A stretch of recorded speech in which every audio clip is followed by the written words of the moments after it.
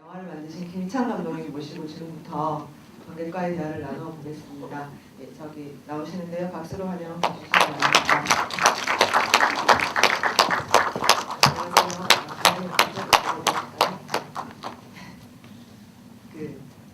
지난달에도 자료원에서 상영이 한번 있었던 걸로 알고 있고, 예, 오늘 다시 저희 인디 피크닉에서 작년 대상 수상작인 수련을 이렇게 같이 만나게 됐는데요.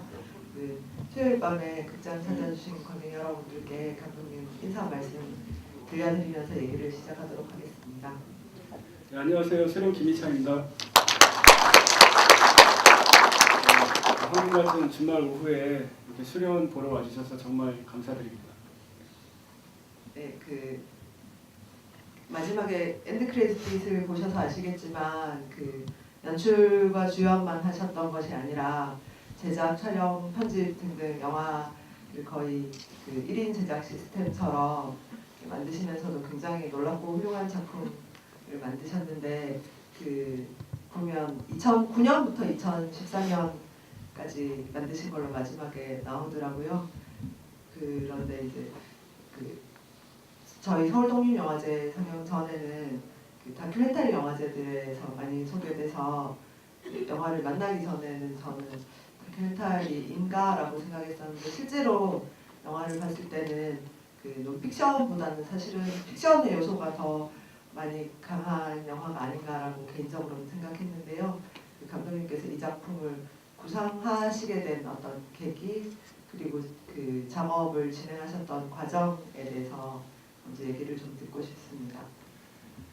예, 작품은 2009년 가을에 첫 촬영을 시작했고요. 2013년 가을까지 계속 촬영이 진행이 됐습니다. 근데 이제 물론 많은 촬영본들이 여기 다 들어간 것은 아니고요.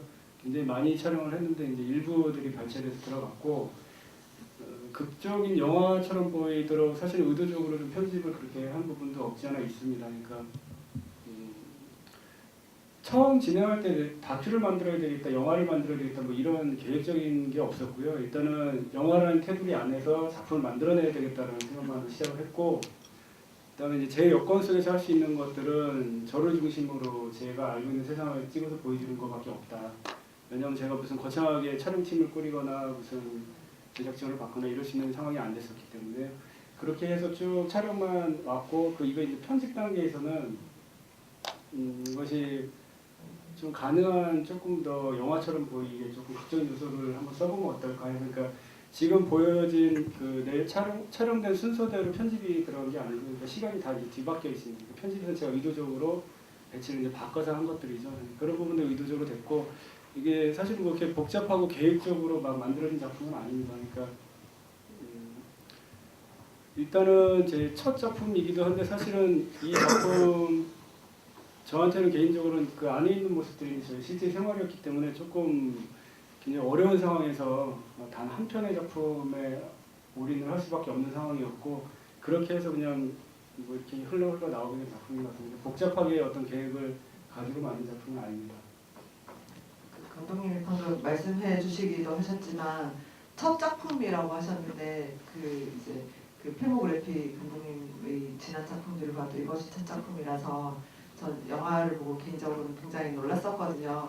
첫 작품인데 이 카메라 이 앵글이라든지 편집이라든지 굉장히 능수능란하시고 많은 것들을 생각하게 하는 장면들이 많아서 공식적으로는 첫 작품이라고 하시지만 사실은 이 작품 속에서 무술을 수련하시고 연마하시듯이 영화 수업이랄까 영화 연습이랄까 그런 것도 어떤 수련 과정이 사실은 있으셨을 것 같아요. 그래서 이 작품을 만들기 전에는 뭐 어떠한 영상들을 제작하신 경험이 있으신지 혹은 어떤 영화들을 좋아하셨는지 그런 것이 좀 궁금했습니다. 네.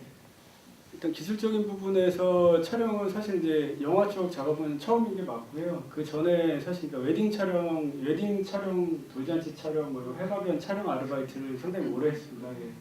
거의 이제 1998년도에 제대를 했고요. 99년도부터 촬영을 했으니까요. 지금까지도 하고 있고, 그래서 이제 웨딩 쪽 뭐 행사 쪽이죠. 이벤트 촬영하고 편집 뭐 이런 것들을 오래 해왔기 때문에 그런 것들은 따로 이렇게 배우지 않아서 그냥 감각적으로 몸에 체득이 됐던 것 같아요. 그게 수련의 과정이었던 수련의 과정이겠죠. 네. 하지만 이제 영화적 문법이나 다큐멘터리 이런 거를 뭐 이론적으로 제가 배우지는 않았기 때문에 그런 것들은 이제 뭐 책을 본다거나 인터넷을 보면서 따로 공부를 했습니다. 네, 그러면 이제 촬영 일을 접하시거나 택하신 또 계기가 있으셨을 것 같은데 그 전부터 영화들을 많이 좋아하셨나요? 보시기를 즐기신 영화들이 어떤 영화들이었는지 궁금하기도 합니다. 제가 영화를 굉장히 좋아하고 많이 봤는데요. 어려서부터 어머니하고 영화를 많이 봤어요. 그러니까 이렇게 준말의 명화 같은 걸 TV로 많이 봤고 어렸을 때 일찍 자니까요. 자고 있으면 어머니 그거 할 시간에 깨워서 같이 이제 영화들을 봤고 헐리우드 영화, 뭐 홍콩 영화, 뭐 장르를 안 가리는 것은 다 좋아하고요. 영화들 뭐 아주 그 좀 난해하다고 하는 영화들도 저는 그냥 되게 좋게 보고요. 그러니까 어떤 그걸 뭐 이론적으로 어떤 감독이 어떤 작품을 어떤 식으로 좋아 뭐 이런 식으로는 잘 모릅니다. 그냥 느낌으로 받아들이는 편이고 그렇게 해서 영화라는 거는 그냥 늘상 저의 일상이었던 것 같습니다. 그리고 이제 뭐 직장 생활도 하고 다른 일들을 했었는데 이제 삶에 대한 만족이 없었고요. 결국은 영화를 찍어야 되겠다라는 게 항상 있었는데 그 시점이 문제였던 거죠. 그리고 이제 다른 일을 하면서 뭔가를 안전하게 시도해서는 결국 그 결과물이 안 나오겠더라고요. 그래서 과감하게 이제 선택을 했던 것이고 다 정리를 하고 영화 한 편 좀 만들어 봐야 되겠다라고 생각을 해서 이제 그렇게 시작이 된 거고요. 사실은 한 1년에서 2년 정도 생각을 했었습니다. 근데 이제 상당히 길어진 것 같아요. 네, 객석에서도 아마 궁금한 점들이 많으실 텐데요.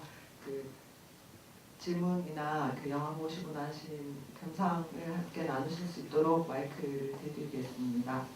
네, 맨 앞에 손 들어주셨는데요. 마이크가 올 동안 잠깐만 기다려 주십시오.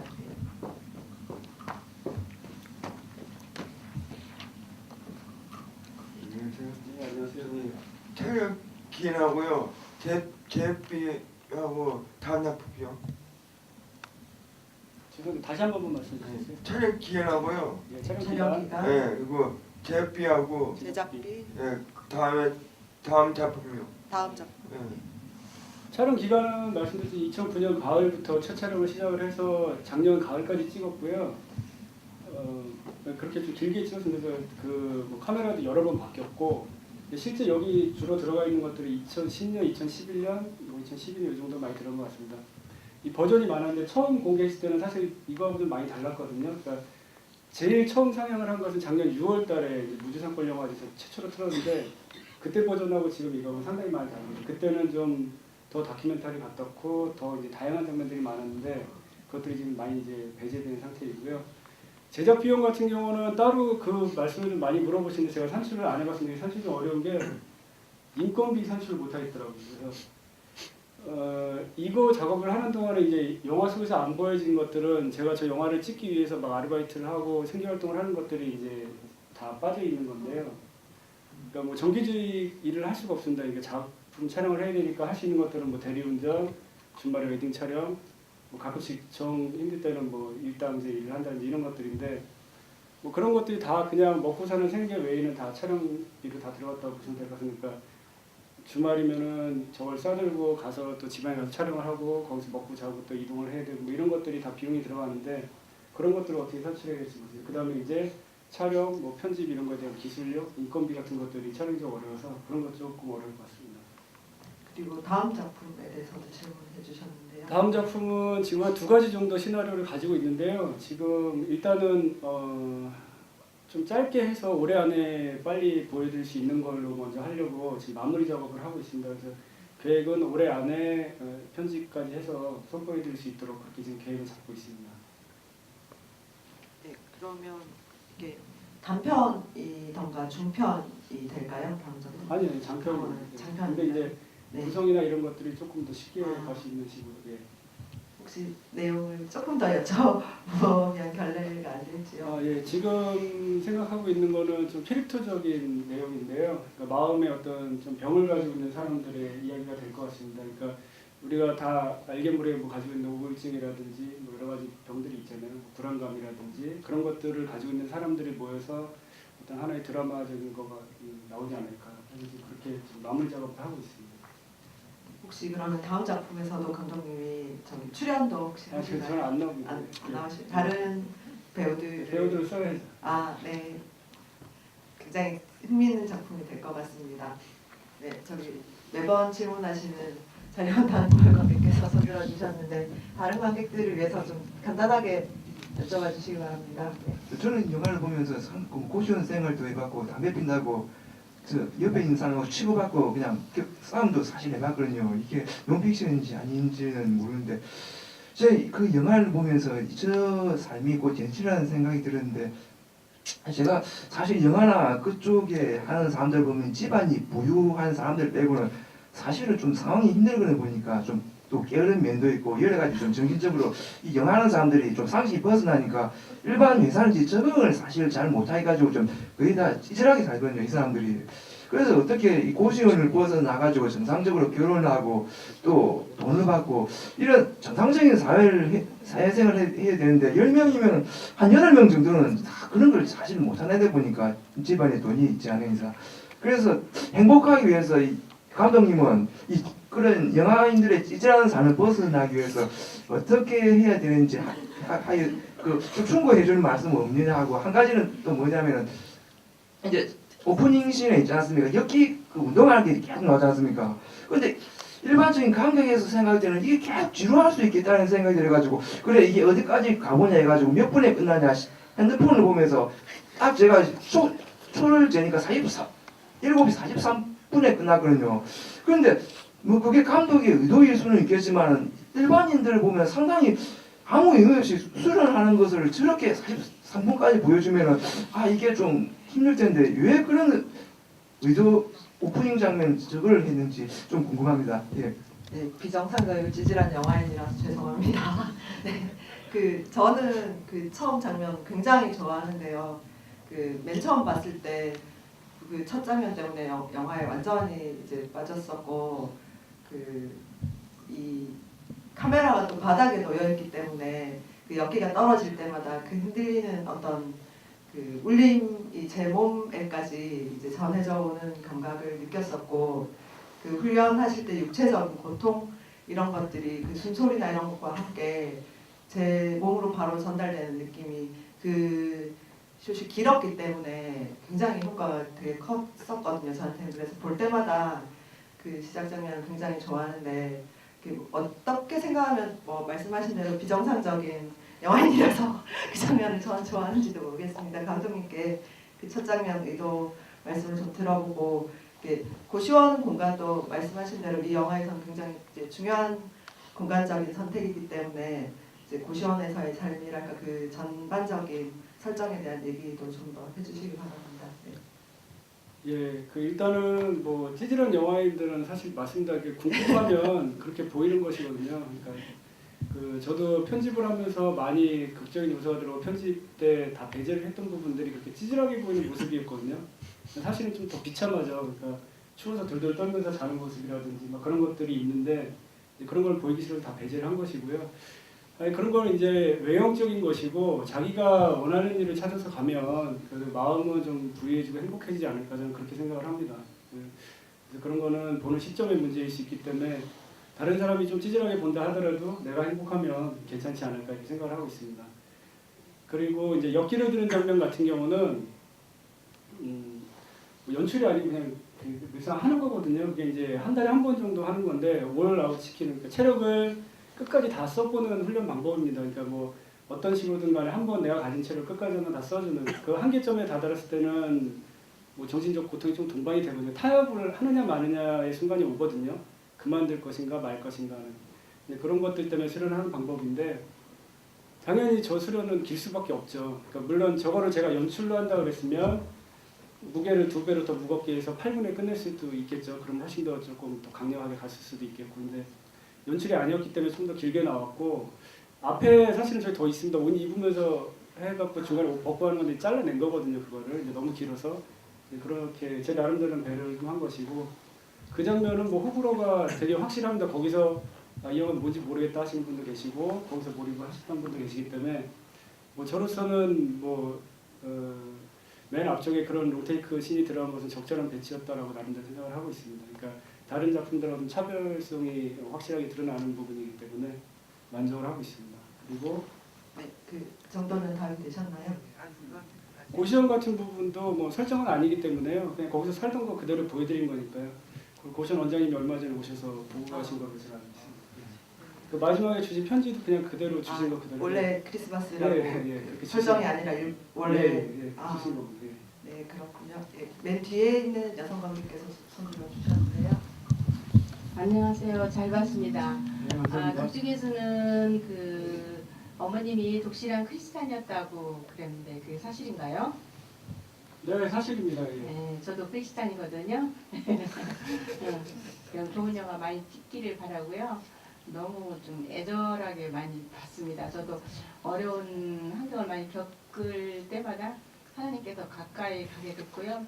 그런 것들이 오히려 그 신앙에 도움이 많이 됐고 또 그런 많은 그 요즘 너무 그 문화가 좀 그런데 좋은 영화를 많이 찍어가지고 저 문화를 좀 아름답게 그리고 그 감독님이 그 빨래하는 것까지도 보니까 너무 깔끔하게 남자들 편지를 않고 놀거든. 그래갖고 쭈글쭈글한데 쫙쫙 펴서 노는 걸 보고 너무 마음에 들었습니다. 감사합니다. 감사합니다.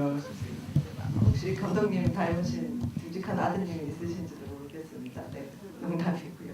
네, 그 말씀하신 김에 영화에서 어떤 그 기독교적인 설정 이런 것들이 좀 나오는데 이를테면 그 고시원 이름도 저는 좀 인상 깊었거든요. 그 전에 이제 어릴 때 어머님께 듣던 성경 얘기, 뭐 요나 뭐 이런 다른 얘기들이 나오고 방주 고시원이라고 하니까 마치 이제 노아의 방주 같으면서 어떤 좀 거칠게 말하자면 뭐 험한 세상에서 이 주인공을 보듬어주는 방주 같은 곳이 물론 이 굉장히 좁고 누추할지언정 그 고시원이 그런 방주 같은 역할을 해주지 않나 그런 느낌이 특히 이제 그 원장님께서 마지막에 이렇게 귤이랑 초콜릿이랑 편지 주시는 장면에서 그런 생각을 많이 했었는데 그 고시원을 고르신 것도 좀 의도적으로 그러면 기독교적인 색채가 있는 곳을 고르신 건가요? 그 고시원을 고른 것은 사실은 그냥 의도적이지는 않았습니다. 그러니까 집을 이제 제가 이제 자취생활을 한 10년 넘게 했거든요. 뭐 옥탑방도 있고 지하방도 있고 했었는데 마지막에 이제 지하방에서 나오게 되는 시점에 짐을 있는 거 다 팔고 버리고 단촐하게 해서 그 막 뒤졌습니다. 뒤져갖고 제일 싼 데를 찾은 거죠. 근데 가서 딱 보니까 방주 고시원이라고 이름이 그래서 나중에 그냥 그래서 이름도 의미가 있구나 해서 그 이름도 좀 넣긴 했는데 그걸 막 그렇게 계획적으로 찾아서 가는 그런 상황은 아니었습니다. 사실은 현실은 조금 더 암울했다고 생각하시면 돼. 그걸 찾고 계획하고 뭐 이렇게 할 수 있는 상황은 아니었고 일단 옮겨다니면서 촬영하고 이게 언젠가는 영화가 될 거야라는 생각을 그렇게 진행했다고 생각했습니다. 예. 여기 앞에 손 들어주셨군요.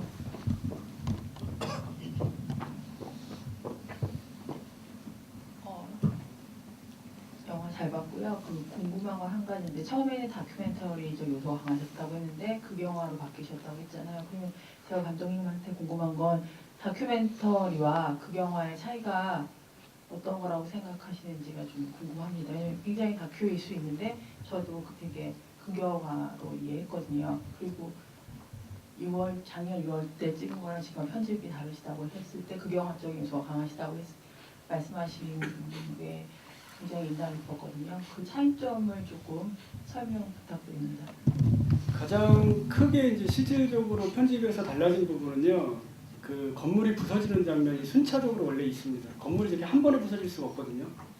그러니까 갈 때마다 조금씩 허물어지고 반쪽이 허물어지는 상황에서도 저는 몰래 거기 넘어서 들어가서 거기 이렇게 막 기어서 들어가고 넘어 들어가고 이렇게 가야 되거든요. 거기 들어가서 저쪽에 공사를 하고 있는데 이쪽에서 운동을 하고 이런 장면들이 있어요. 그리고 겉에서 이제 점차적으로 무너져가는 장면들이 있는데 그 부분들을 쭉 나열해서 놨을 때 제 나름대로 그냥 무난한 다큐처럼 그냥 흐름대로 쭉 가는 거였다면은 뒤에서 조금 건물이 한 번에 확 주저앉은 모습을 보여드려서 조금 더 감정적으로 강한 충격을 줄 수 있지 않을까 해서 극적인 제 나름대로 이제 그게 극적인 요소에 그러니까 다큐가 아니고 영화로 건너갔다는 게 아니고 극적인 편집 요소를 넣었다라는 거거든요. 그렇게 해서 이제 배치한 부분들이 있고 그 다음에 그 원래 2009년부터 촬영을 시작했을 때 그때 HDV 카메라를 들고 이제 전국을 막 다니면서 촬영했는데 그때 제일 먼저 했던 것들은 전국에 있는 그 무술, 뭐 시범 경연, 시범 축제 이런 것들이었거든요. 그래서 그런 장면들이 굉장히 많이 있었는데 사실은 어떤 무술적인 것도 하나의 그 맥으로서 좀 보여드리고 싶었던 부분도 있었거든요. 거기에 제가 상반돼서 과연 나이 먹은 무술인이 이렇게 좀 대치돼서 보여드리는 것도 보여드리고 싶었는데 그런 부분들은 그런 부분들이 이제 좀 과감하게 배제가 됐습니다. 제 나름대로는 조금 더 집중력 있게 해서 어떤 감정적인 거를 제 스스로 좀 끌고 가는 게 낫지 않을까 해서 뭐 그런 것들이 제가 제 이야기이기 때문에 객관적인 시선으로 못 보고 제 주관적으로 편집이 많이 들어갔기 때문에 저는 이제 그게 다큐적인 요소보다는 극적인 요소가 편집에 많이 반영됐다라고 말씀드린 겁니다. 네, 답이 되셨죠? 네. 그 공간 얘기 나온 김에 그 수련하시는 그 큰 나중에 철거되는 그 건물에 대해서도 조금 더 얘기를 듣고 싶은데요. 그 고시원만큼 어쩌면 더 굉장히 인상적인 공간이었는데 그 조형적으로도 처음에 이제 훈련하실 때는 그런 빈 그 큰 건물인 줄 모르고 체육관 같은 곳인가 하고 보다가 창살 무늬 같은 것의 조형성 이런 것 때문에 굉장히 특이하고 아름다운 곳이구나라고 생각하고 보다가 나중에 보니까 그 도심에 있기 힘든 굉장히 특이하고 큰 건물이었고 또 처음에는 그곳이 이제 비어 있는 곳이라든가 철거 중이라는 것을 이제 안 보여주시다가 조금씩 열어 보여주시면서 나중에는 아예 사라지는 그 단계의 모습까지 보여주시잖아요. 그래서 굉장히 인상 깊었고 그 한편으로는 지하상커 24시티에 나오는 나중에 철거되는 큰 공장을 연상하기도 했었고 또 어떤 우리 삶의 모습, 어떤 단계 이런 것들을 상징하는 공간처럼도 나중에 마지막에는 보였어요. 그래서 굉장히 궁금하고 의미 있는 공간이라는 생각이 들었었는데 어떻게 찾으신 곳인지 원래 뭐 하는 그 건물이었는지 그런 건물의 역사도 되게 궁금하고요. 예, 그 건물은 인천에서 굉장히 유명한 건물인데요. 재물포에 있고요. 거기 인천체대 인천체구 건물입니다. 선인체육관이라고 옛날에 선인재단이 거기 보면 뭐 대학교, 중학교, 고등학교 유치원까지 쭉 이렇게 재단이 굉장히 크게 있고요. 재물포 이때가 다 이제 선인재단이고 그 안에 인천체구, 인천체대가 있었는데 이렇게 타워가 2개 있죠. 네. 그래서 한쪽은 인천체구가 쓰고 한쪽은 인천체대가 쓰고. 이제 그게 송도에 인천대가 채로 신건물이 들어서면서 다 이사를 갔어요. 이사를 갔고 제가 거기 출신이거든요. 예, 구상학부 무덕과 출신이라서 이렇게 고시원 생활을 하다가 거기를 이제 갔습니다. 제주 타고 갔는데 제가 처음 갔을 때는 지금 여기는 없는데 저렇게 좀 상태가 좀 괜찮았거든요. 인천체고는 남아 있고 인천체대가 비어 있었어요. 그래서 반쪽만 막혀 있었기 때문에 체고에는 운동하고 있지만 이쪽 반쪽으로 넘어서 들어갈 수가 있었거든요. 그래서 목이 오니까 가서 이제 거기서 운동을 하게 됐고 점점점 그러면서 나중에 인천 체고도 빠져나가고 완전 텅 비게 되고 완전 폐쇄가 되고 뭐 이런 단계들이 있습니다. 그래서 저한테는 뭐 익숙한 공간이었고요. 결국은 해체된다는 건 알고 있었는데 사실은 완전 해체될 때까지 이걸 찍을 거라고는 생각을 못했습니다. 그러니까 이렇게 원래 촬영이 길어질 줄은 몰랐기 때문에 근데 결국은 이제 해체될 때까지. 그래서 지금 이 마지막 장면에는 타워가 남아 있는데요. 그 타워가 이제 작년 가을에 완전히 폭발을 해서 없어요. 그러니까 그걸 완전 폭발을 안 시키고 부분 철거를 해서 해체를 시킨 다음에 나머지 타워만 폭발을 시키더라고요. 그래서 타워는 이제 작년 가을에 완전히 없어졌어요. 지금은 얼마 전에 가봤더니 완전 공터입니다.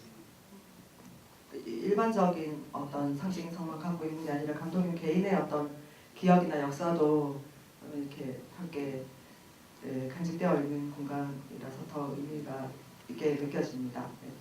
또 궁금하신 점은 예, 여기.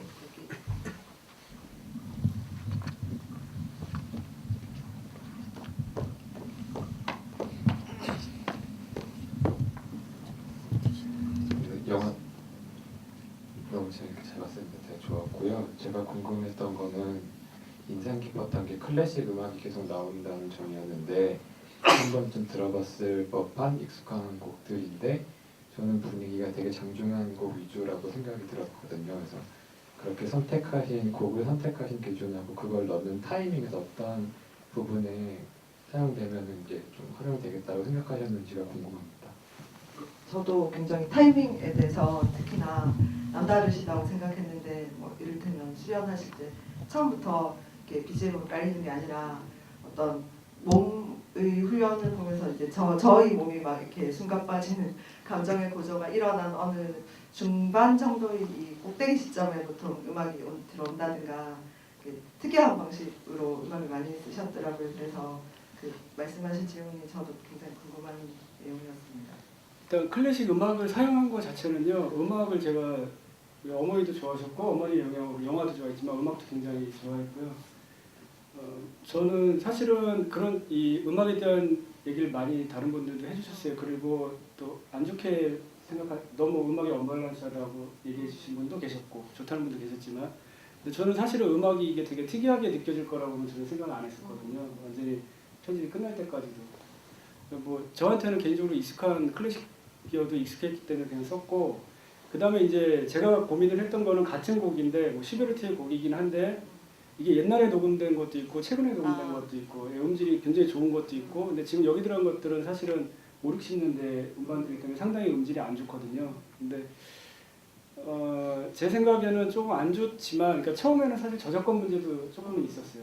그렇긴 한데 나중에는 어차피 돈을 벌어서 그런 데가 뭐 저작권을 내고 쓰면 되니까 그러면 이제 작품의 퀄리티를 위해서라면 더 좋은 음원을 쓸 수도 있는데 저 생각을 해보니까 굳이 그럴 필요가 없는 게 그냥 음반이 명반이거든요 사실은. 그렇게 예술적으로 가치가 있는 것들은 시간이 지난다고 해서 퇴색되는 게 아니기 때문에 그렇다고 그러면 그냥 그대로 가는 것도 괜찮겠다라고 해서 음악이 지금 그렇게 들어가게 됐습니다. 그 다음에 음악이 들어가는 타이밍 같은 경우는 모르겠습니다. 제가 그런 걸 뭐 수업으로 배우거나 뭐 그런 걸 분석해 본 적이 없어서 그냥 편집할 때 제가 웨딩 편집을 많이 해서 그런 것 같아요. 웨딩 편집, 뭐 돌잔치 편집도 많이 했는데 뭐 성장 동영상 같은 거 이렇게 하다 보면 애기 엄마도 이렇게 애기 성장하는 거 보면서 하잖아요. 네. 그런 거를 많이 하다 보니까 그냥 이 정도 선에서 감정이 고조될 때 이 정도가 들어가주면 좋겠다는 그냥 본능적으로 나온 것 같습니다. 같은 답이 되셨나요? 네.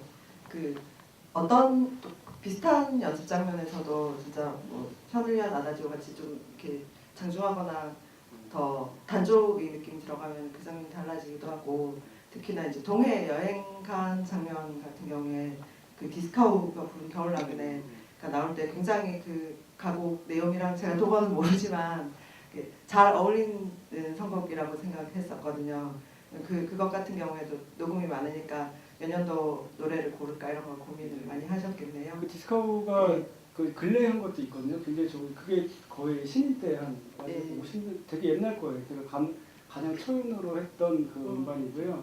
근데 겨울나그네는 사실 조금 개인적으로는 아마 좀 나중에 빼지 않을까 싶습니다. 그러니까 노래가 다른 것들은 연주곡인데 그게 이제 음악이 좋은데 사실은 그 고시원에서 아까 보셨을지 모르는데 옆에 이렇게 파란색 노트북이 있거든요. 델 노트북. 네. 그걸 이제 편집을 한 건데 나름대로는 좀 그 아까 뭐라고 그러셨죠? 그 찌질한 모습을 안 보여드리려고 안 보여드리려고 했는데 그게 그렇게 음악이 선곡에 들어간 것 같아요. 그게 사실 너무 좀 직설적인 이야기가 슈베르트가 되게 들어있을 수도 있네요. 불우하게 살다가 돌아가셨거든요.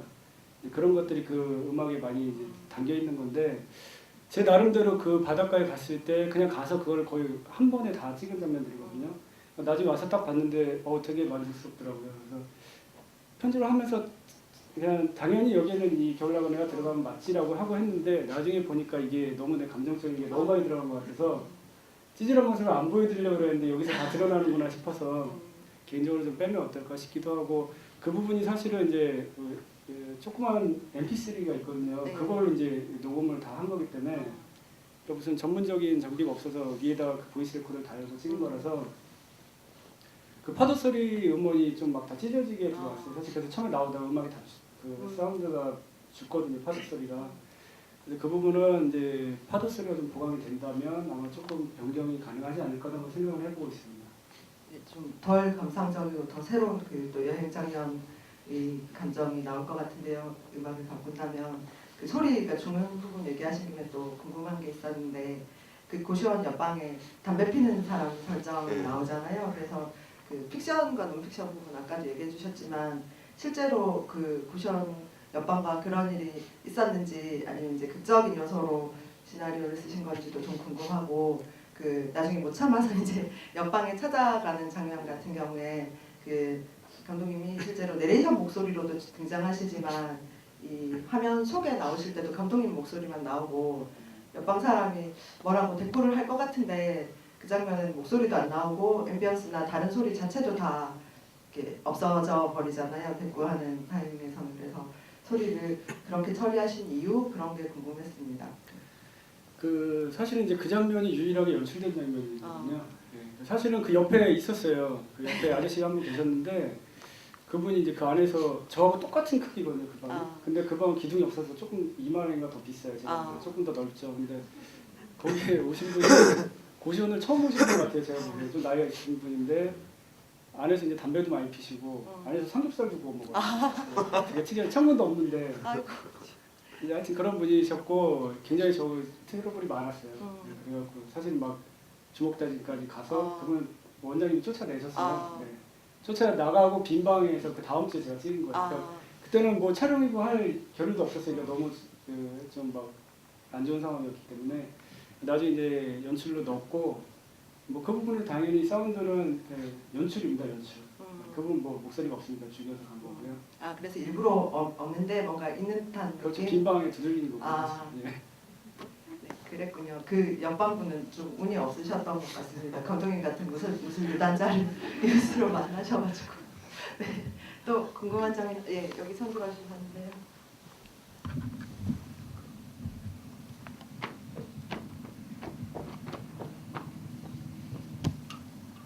네, 안녕하세요. 저번에 한번 상영했을 때 오고 싶었는데 못 와서 오늘 막 달려왔거든요. 제가 궁금한 게 몇 개 있는데요. 저는 그 엄마 산소에서 가다가 되돌아와서 그 폭풍 오열을 할 때 그 고독감이 굉장히 전해져 왔었거든요. 그 음악도 그렇고. 그래서 저는 이 영화에서 그 장면을 볼 때 감독 진짜 상 줘야겠다. 너무 슬프다. 그렇게 생각을 했어요. 근데 감독님은 이 작품에서 상을 받을 수 있었던 이유가 뭐였다고 생각을 하시는지 하고요. 나머지 하나는 그러니까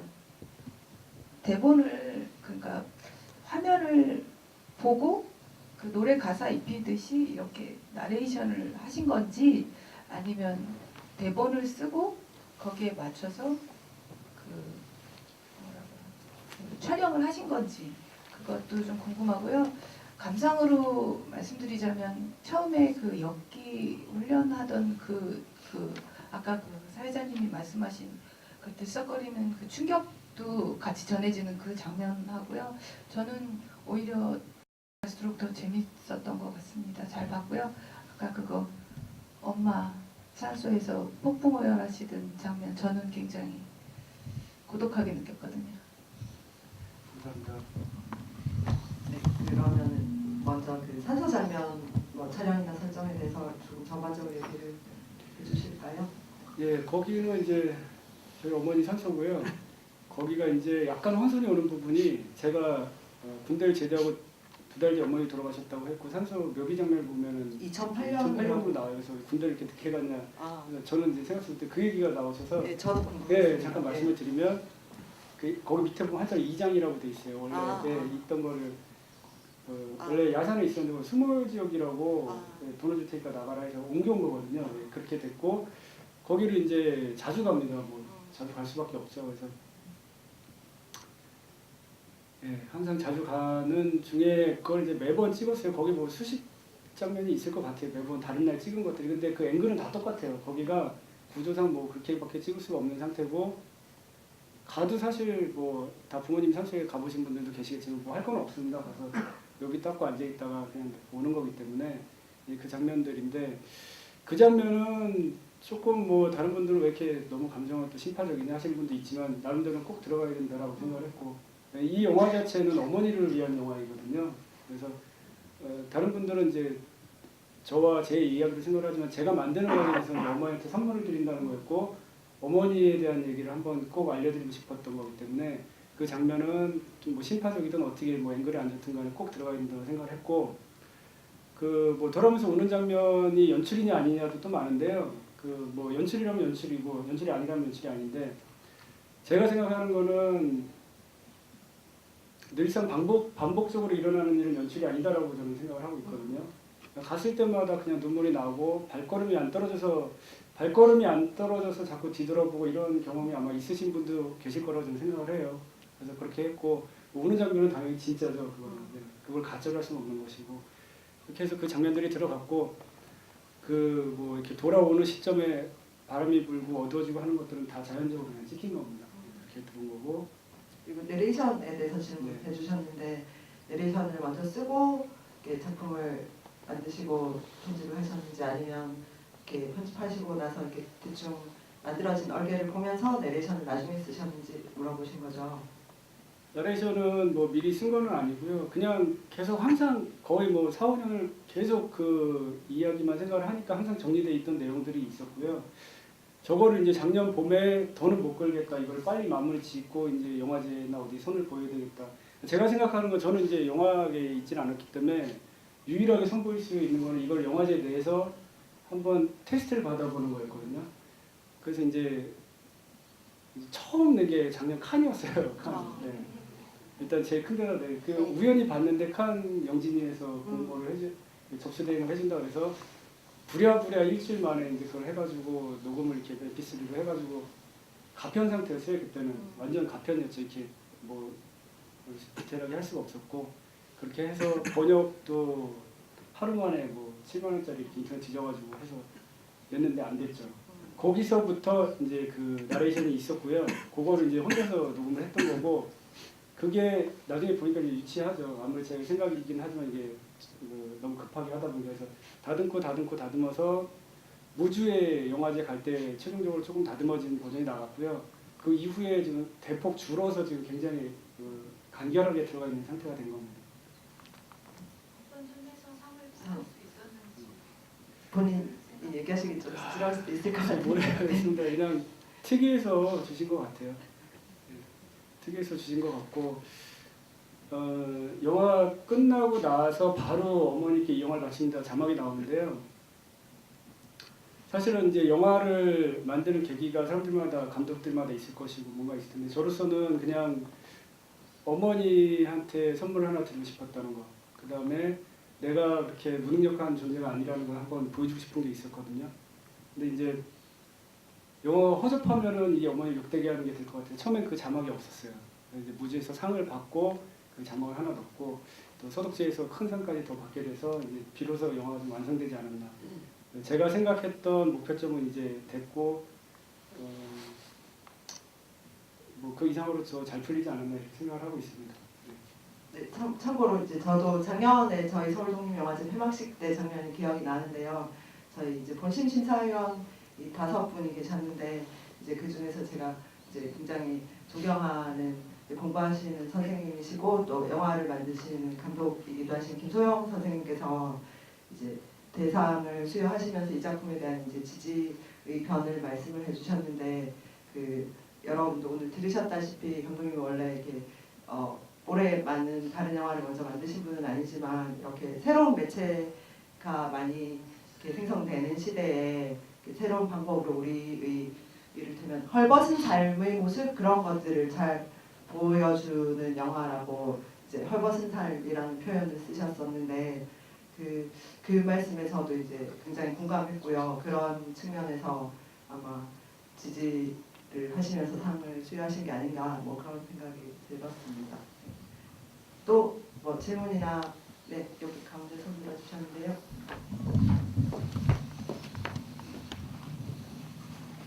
갑자기 궁금한 장면이 하나 떠올랐는데요. 그 동해 가가지고 그 편의점에서 이제 술을 사서 드시잖아요. 거기서 보면 되게 술을 되게 특이하게 드시던데 이렇게 음료수를 한번 먹고 술 한번 먹고 되게 뭔가 불안하고 이런 느낌이 되게 들었거든요. 뭔가 강박적이기도 하고 이게 그때 감정에 이렇게 충실하셨던 건지 아니면 평소에 뭔가 그런 게 있으신지 아니면 의도가 있으셨는지 궁금합니다.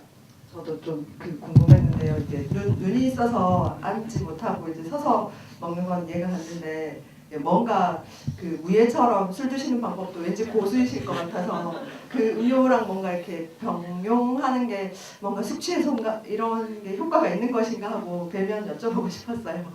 술 먹는 방법.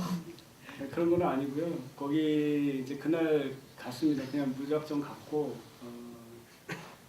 그래서 이제 극에서는 어머니 무덤에 갔다가 거기 이어서 가는 걸로 나는데 사실은 다른 날 간 거고요. 거기 이제 갔는데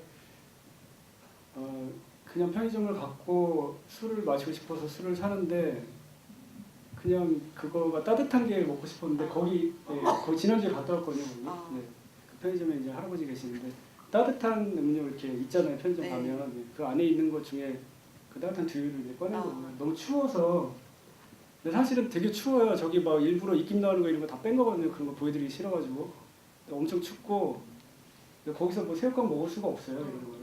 당연히 너무 거기- 추워서. 네, 너무 추워서 그래서 그게 됐고 거기 뭘 찍으러 가야 되겠다는 것도 없었고요. 일단 그냥 연말에 그냥 가야 되겠다라고 해서 갔고 이렇게 저는 이제 오래 셀프 촬영을 오래 하다 보니까 이게 그냥 느낌이 오거든요. 저기에 카메라를 몇 미리로 놓으면 내가 어떻게 찍히겠다라는 게 있으니까 놓고 찍고 그냥 안 예쁘면 버리지 이런 걸 이제 한 번에 찍은 거예요. 그냥 찍고 그 카메라에서 프리뷰도 안 됩니다. 거기서 뭐 그거 다시 돌려보고 이런 상황도 안 되고 돌아가지도 않아요. 그게 이제 개조를 하는 카메라라서 갔다 와서 없으면 못 쓰면 버리는 거거든요. 그렇게 찍은 거고 이렇게 마시면서 보고 있는데 가서 그냥 소리를 지르고 싶더라고요. 그래서 가서 소리 지르고 그렇게 해서 그냥 다 한 번에 다 찍은 것들이고요. 그냥 뭐 아무 생각 없이 찍은 겁니다.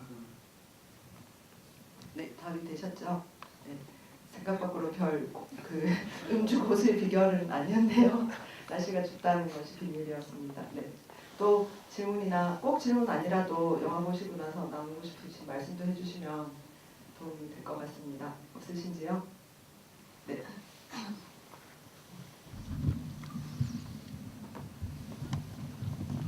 영화 재밌게 잘 봤습니다. 전반적으로 이렇게 좀 구도에 관한 영화가 아닌가 어머니에게 바치는 그런 목적이 있는 영화긴 하지만 전반적으로 구도자의 모습을 본 것 같아서 되게 인상적이었어요. 그래서 궁금한 건 이제 수련이라는 그 제목 캘리그라프가 글씨가 참 이렇게 멋지던데 그건 누구의 글씨인지 또 궁금했고요. 일단 그게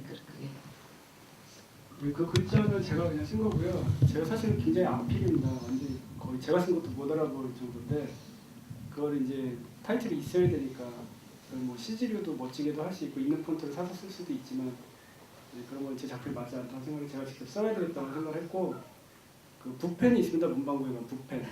붓펜을 사고 그 연습장을 삽니다. 이제 그냥 이제 서너 권 사가지고 2글자밖에 안 되니까 계속 쓰는 겁니다. 그냥 연습장 한 10권 쓸 때까지 계속 쓰고 써서 그나마 건진 거를 이제 스캔 받아서 툴로 따서 넣은 겁니다. 그래서 뭐 제 나름대로는 저도 좀 뿌듯하게 그러니까 어차피 되게 앞필인데도 불구하고 나름대로 그래도 이렇게 했다 그렇게 해서 만족스럽게 들어간 것 같습니다.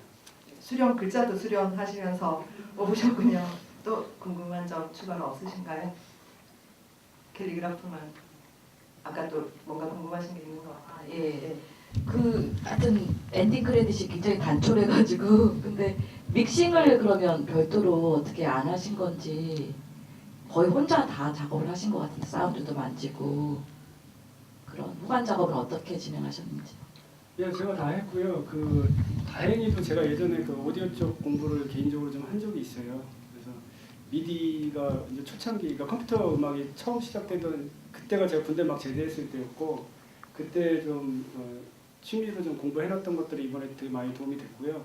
그럼에도 불구하고 오디오 같은 경우는 후반에서 퀄리티 높일 수 있는 방법이 별로 없거든요. 그러니까 후시로 다시 가짜 사운드를 입히지 않으면 현장에서 다큐멘터리는 현장에서 따와야 되는데 그렇게 하지 않는 한은 높일 수 있는 방법이 없는데 말씀드렸듯이 그 촬영 장비나 이런 것들이 굉장히 열악하기 때문에 거의 이렇게 소형 MP3가 있어요. 소니에서 나온 그걸로 이제 녹음을 하다 보니까 편집하면서 사실 굉장히 그 화질적인 부분보다도 사운드가 너무 좀 마음이 안타까웠거든요. 그래서 어쨌든 믹싱 작업은 제가 혼자서 다 했고 지금은 영화제 이후에 장비가 좀 보강이 돼서 가능하다면 작품 훼손 때 아까 뭐 바다소리 같은 경우는 다시 밴드스 넣어도 상관이 없기 때문에 그런 것들은 최대한 가능한 선에서 끝까지도 노력을 해서 퀄리티 높여보면 어떨까.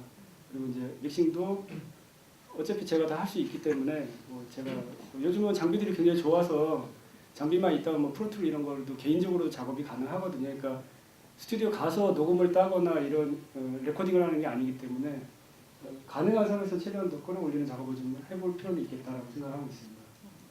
네, 궁금한 건 해소되셨나요? 네, 그리고 질문, 네, 앞에 질문.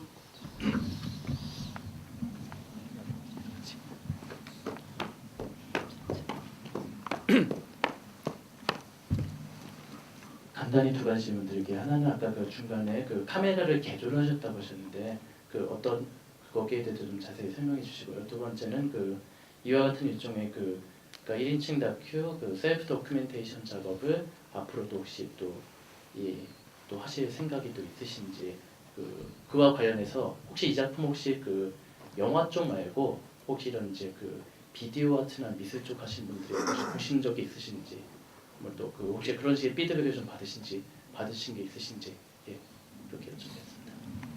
카메라 부분은 제가 사실 처음에 했을 때는 굉장히 큰 카메라였어요. 여기 있는 PD150보다 훨씬 더 큰 카메라였는데 HDV 카메라였고요. 저 삼각대를 제가 이렇게 싸들고 다녔거든요.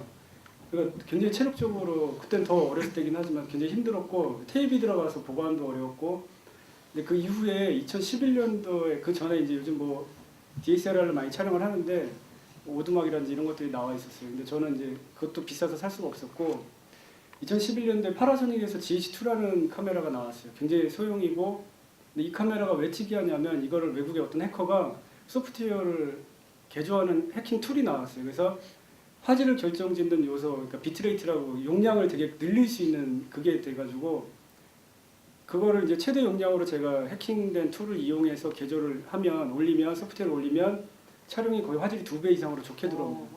대신 단점은 말씀드렸듯이 카메라 자체에서 재생이 안 된다든지 촬영 도중에 그냥 끊어져 버려요. 자기가 하드웨어가 한계점에 다다르면 끊어집니다. 재수가 좋으면 끊어지고 이어서도 촬영이 되는데 재수가 없으면 끊어지고 그냥 없는 거예요. 제가 막 엮기를 20분 동안 했는데 와서 보면 5분에 끊어져 있고 없어요. 그러니까 지금 있는 장면도 8분인가에서 한번 끊어졌습니다. 끊어졌는데 바로 이어서 촬영이 됐어요. 그러니까 그런 식입니다. 그 카메라가 저한테 굉장히 큰 보물 같은 카메라였고 이제 그 카메라 이제 단점은 뭐 이제 오디오가 좀 안 좋다든지 이런 것들이 있긴 있는데 어쨌든 간에 뭐 그 카메라도 그렇게 해서 됐고 그 개조는 그 뭐 거창한 건 아니고 그런 정도의 개조인 거고요. 그 카메라의 후속이 나와 있고 그 다음 후속이 이번 다음 달 정도에 또 출시가 된다 그러더라고요. 그래서 저는 뭐 아주 만족해 썼던 카메라였고 그 카메라를 실제 아시는 분들은 독립영화 하시는 분들이 많이 쓰세요. 그 박기훈 감독님 가리봉 네. 같은 경우도 제가 여쭤보니까 그걸로 찍으셨더라고요. 예. 그렇게 돼 있고 그다음에 셀프 다큐 작업은 뭐 아직 바로 다음 작품은 안 나오신다고 하셨으니까 그러니까 지금 제가 생각하고 있는 얘기가 확정된 건 2가지가 있는데 그 2가지에는 일단은 해당이 안 될 것 같습니다. 그리고 뭐 비디오 아트나 이런 것들은 제가 잘 모르겠으면 사실 뭐 그런 쪽에 잘 모르겠고 뭐 피드백을 사실 오늘 굉장히 질문을 많이 주셔서 처음이에요. 이렇게 예.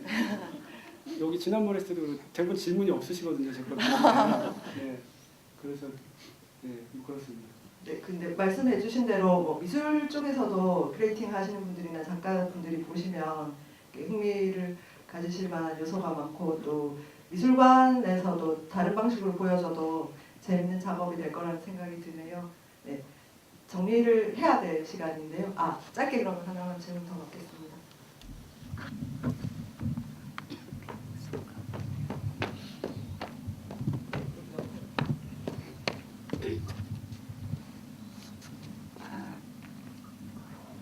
영화 잘 봤고요. 저는 사실 연출적으로 본다면 그 어머니 무덤에서 다시 되돌아오는 그 장면이 클라이막스라고도 할 수 있겠는데 저 개인적으로는 이 영화가 이 어떤 서울 독립영화제에서 뭐 대상 작품이기도 하지만 어떤 개인이 자기와 대면하는 가장 어떤 정말 개인적인 영화고 그래서 마지막에 자막이 올라갈 때 저는 그걸 다 혼자서 작업을 하셨다는 것 자체가 저한테는 가장 극적으로 느껴지면서 굉장히 큰 느낌, 울림을 주었거든요. 그래서 그 부분이 굉장히 좋았고 그게 어떤 시각적으로 주는 마지막 어떤 큰 메시지 같은 식으로 그게 사실이기도 한데 일반적인 영화에서는 그런 크레딧이 큰 그냥 정보적인 기능만 하는데 굉장히 그게 어떤 이모셔널한 느낌이 있었고 그래서 그런 부분이 굉장히 좋았고 그리고 이제 그 치통 여러 가지 이제 그 삶의 고통스러운 장면들이 많이 나오는데 이제 계속 치과에 갔다가 되돌아온 장면, 자다가도 깨서 물을 마실 정도로 그걸 인내하는 이제 그런 장면들이 나오는데 그 영화사 쪽으로 봤을 때는 그 한국 영화에서 이제 그 오발탄이라는 작품이 대표적으로 이제 그 주인공이 치통에 시달리면서도 이제 그걸 해결하지 못하는 그런 것들이 나오는데 어떤 혹시 연출적인 측면이 있었던 건지 사실 실제이셨을 것 같기는 한데 이제 어떤 그런 치통과의 그런 병행 같은 것들은 왜냐면 여러 번 반복이 되기 때문에 그게 이제 굉장히 끝까지 이제 해결되지 않는 고통 같은 걸로 이렇게 남아 있었는데 뭐 그런 부분들 그리고 이제 영화를 굉장히 어렸을 때부터 좋아했다고 하셨는데 그러니까 이 영화는 정말 뭐 친구도 안 만나고 어머님을 만나러 가긴 하지만 정말 혼자만 나오시는 영화잖아요. 그러니까 친구한테 전화했을 때도 친구도 만날 수 없었고 뭐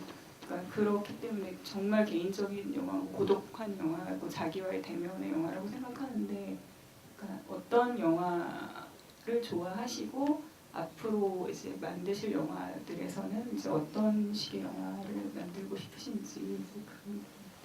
저도 오발탄 생각 좀 했었는데 먼저 치통 얘기 좀 해주실까요? 치통은 그냥 그 사실 그대로입니다. 지금도 여기 이제 100% 치료가 안 된 상태고. 치과 가긴 가셨어요? 네, 그 치과가 제가 옛날에 다니던 치과예요. 아. 옛날에 다니던 치과고 이게 되게 재밌는 게 다른 거는 좀 뭔가 인내로서 견딜 수가 있는데 이게 그 치통이 해결이 안 돼요. 그냥 뭐 바로 다이어트 신경을 갖다 건드리는 거니까 돈이 있어야만 해결이 되는 거죠. 어느 정도 단계가 되면 간단히 떼우는 거야 그냥 해결이 되지만 뭐 그런 부분들이 있는데 사실 내가 되게 돈이 없어서 비참하구나라고 느껴지는 게 치통 문제였던 것 같고 그 외에는 사실 그냥 돈을 아끼려면 걸어서 가면 거의 방해중에서 뭐 잠실 저기 종합운동장 정도까지 그냥 걸어서 다니거든요. 그냥 그런 식으로 어쨌든 간에 그냥 옛날 사람은 걸어 다녔지 이러고 나도 걸어 다니면은 거기에서는 어떤 뭐 박탈감, 상실감이 없어요. 근데 이런 통증 같은 경우는 그게 해소가 안 되더라고요. 그래서 필요한 모습들을 좀 다 빼내긴 하지만 이거는 그 기간 동안에 2009에서 2013 제가 크레딧에 넣은 것처럼 그 기간 동안에 제 삶 중에서 큰 부분이기 때문에 들어가는 게 맞다라고 해서 간략하게 한 3번, 4번 정도만 넣게 된 겁니다. 그리고 또 앞으로 만드시고 싶은 영화의 영화는 성격이랄까 좋아하시는 영화랄까 가리지 않고 장르는 다 좋아하는데요. 뭐 SF도 좋아하고 뭐 다 좋아합니다. 다 좋아하는데 개인적으로 제가 만들고 싶은 영화는 조금 자극적이지 않은 영화를 좀 만들고 싶어요. 그러니까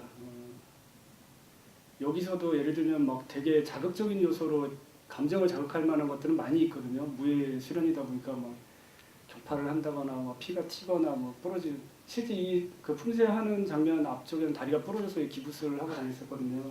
그런 것도 이제 다 뺀 거죠, 사실. 그런 걸로 저는 감정을 자극하고 싶지는 않더라고요. 그래서 대신 뭐 자연의 아름다움이라든가 이런 걸 좀 보여드리고 싶었고 앞으로도 뭐 딱히 그런 아름다운 장면들을 찍어서 보여드린다는 개념은 아닌데 전체적으로 영화를 다 보고 났을 때 좀 마음이 그래도 조금 좀 나중에 시간이 지났을 때 아 그 사람의 영화는 좀 아름다운 장면들이 있더라 뭐 이런 아름다운 느낌이 남더라 뭐 이런 그 느낌을 줄 수 있는 영화를 만들고 싶습니다. 네, 답변 되셨지요? 네. 그 영상 촬영 그 스태프들이 퇴근하셔야 될 시간이 됐는데 짧게 하나만 해주시겠어요? 네, 이쪽에 한 번만.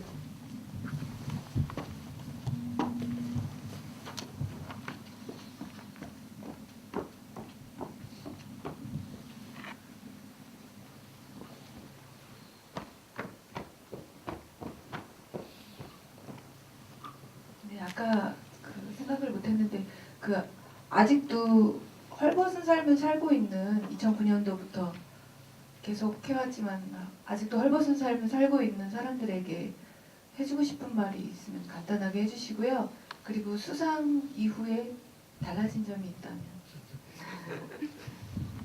제가 감히 다른 사람한테 뭐 어떤 거에 대해서 말씀을 드릴 정도는 아닐 것 같습니다. 근데 사실 뭐 다른 분이 그 얘기 하시더라고요. 제 영화를 보고 나도 꿈이 있는데 나는 그 현실과 타협을 해서 비참하다라고 얘기하시는데 그거는 아닌 것 같아요. 저는 다른 사람한테 과감하게 당신의 꿈을 위해서 다른 걸 다 포기하세요, 올인하세요라고는 말씀을 못 드릴 것 같습니다.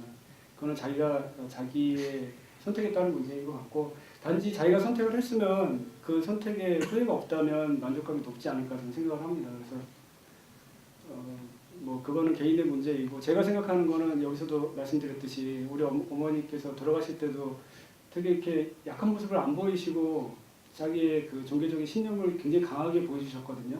정말 되게 행복해하시는 것 같더라고요. 제가 보기에 빨리 이제 하늘나라 가는 게 너무나 행복한 것처럼 저는 그 당시에는 이해가 안 갔는데 나중에 그게 이해가 가더라고요. 그래서 제가 영화를 만드는 동안에도 되게 비참하고 사실 그 안에서는 전화를 해서 만나자라고 하지만 사실은 그렇게 전화할 친구도 없었거든요. 그것도 일종의 연출인데 그럼에도 불구하고 사실은 하루하루가 되게 행복했어요. 그러니까 데이터가 쌓이고 촬영본 편집도 안 된 상태였지만 나름대로 확신은 있었거든요. 이게 상을 받는다는 확신이 아니라 내가 그동안 해왔던 것들을 다 아우러서 하나의 작품을 만들 수 있다는 거, 그게 영화가 될 거라는 신념은 있었거든요. 그렇기 때문에 고시원에서 그렇게 있어도 별로 불행하다는 생각은 안 들었었어요. 그래서 그런 것들은 개인의 신념의 문제가 아닐까 생각을 합니다. 네, 그리고 수상 이후에 혹시 달라진 점이 있으신지? 예, 많이 달라졌습니다. 이제는 뭐 정식으로 감독이라는 호칭을 받게 됐고요. 그게 엄청 큽니다. 그러니까 그 전에는 자기 소개하는 자리가 굉장히 힘들었거든요. 아무것도 뭐라고 설명할 수 없는 거죠. 그냥 비정규직 노동자, 뭐 그냥 루저 뭐 이런 거였는데 이제 그냥 어쨌든 감독이라는 직함을 받게 돼서 그게 가장 큰 성과가 아닌가 생각을 합니다. 네, 그러면 일단 이 자리에서는 정리를 하고 혹시 더 궁금한 점이 있으면 이제 나가서 감독님께 여쭤봐 주셔야 할 시간이 되었는데요.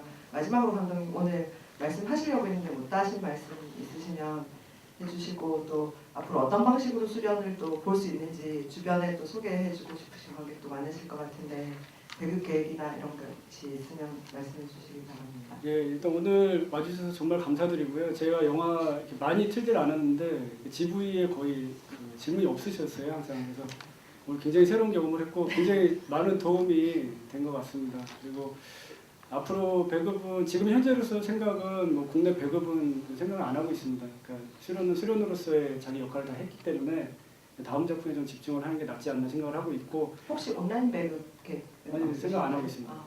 예. 대신 그 인디 피크닉을 하니까 예, 인디 피크닉을 통해서 전국 승혜 상영이 올해 있는 걸로 알고 있거든요. 서울 독립영화제에서. 거기에서 보실 수 있게 조금 그렇게 하면 충분하지 않을까 생각을 하고 있습니다.